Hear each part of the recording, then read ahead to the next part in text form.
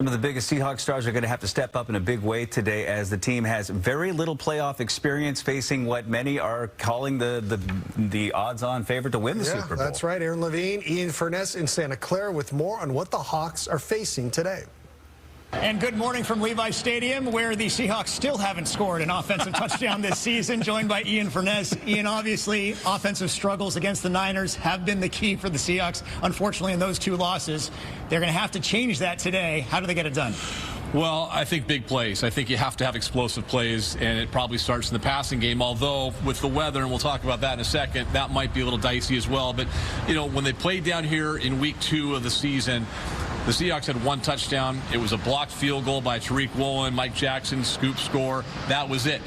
But keep in mind, they had other opportunities, especially early on. The defense, it struggled, but it held the 49ers out of the end zone, at least early. It was a 13-0 game. DJ Dallas, out of the Wildcat, inexplicably threw a pass from the 2-yard line when the Seahawks had a chance to make it a 13-7 game, and that changed the entire complexion of the game. You can't make mistakes like that. Geno Smith has to be good, maybe even great. DK Metcalf has to have a game like he did the last time the Seahawks were playing road playoff games back in the 2019 season, but January of 2020. Against the Eagles. 160 yards. Yeah. He needs to be that guy. He hasn't been that guy lately. I know you want, and Pete Carroll's going to say he wants to run the football. Nobody's been able to run the football against that defense. For as dangerous as this Niners offense is, they still have a rookie quarterback in his very first start in the playoffs. How can the Seahawks make him feel uncomfortable today when we're talking about Brock Purdy? I find him fascinating, Aaron, don't you? I mean, here's a guy that was the last pick in the draft. Everybody knows the story. But he hasn't faced any adversity yet.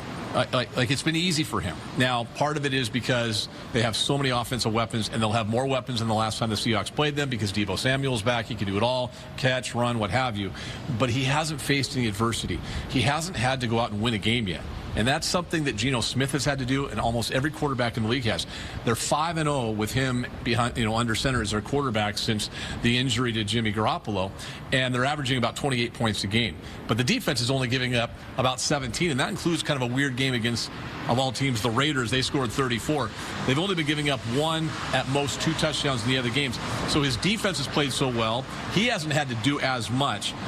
They have to make him uncomfortable. Darrell Taylor has come on strong lately on the pass rush. He's got to be a factor. But I think it's just going to be a question of who makes the mistakes. And maybe this is the game that Purdy finally makes a mistake if he can feel some pressure. Geno hasn't played a playoff game either. Yeah. But Geno has been on the sideline as a backup for a number of playoff games, including with the Seahawks and also with the Chargers. The Seahawks did have 5 sacks last week against Baker Mayfield and the Rams. You see the cloudy skies behind us, the gray. We also feel the wind. How much of a factor of an effect it's going to have in today's game? Well, I think, you golf, I golf. I think the wind, that's when, the ball starts going haywire, right? And I think the wind might be more of a factor than the rain. It's, spits, and then it rains hard, and then it stops. Yesterday, we saw a great rainbow when we were driving in here. It was crazy. There's sun shining, but it was pouring down rain. But I think the wind might be a big factor. The field conditions, we have no idea. The field's going to be covered up until probably about 10:30 this morning. So we won't really know what it's like until then. Traditionally, this has been a difficult field. It's been a slick field, but I think the wind might cause some problems. Kicking game, deep passes. I just said, we need to see some deep passes, explosive plays. Maybe that's easier said than done, but I think it's just about time that a ball goes Seattle's way against this team, because the first 2 games of the year, everything has bounced San Francisco's way.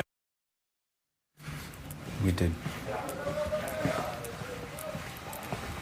Okay, win or go home. Kickoff is at 1:30. We've got coverage all morning, and our pregame show from Santa Clara starts at 9 a.m. Then we'll have postgame to recap afterwards as well.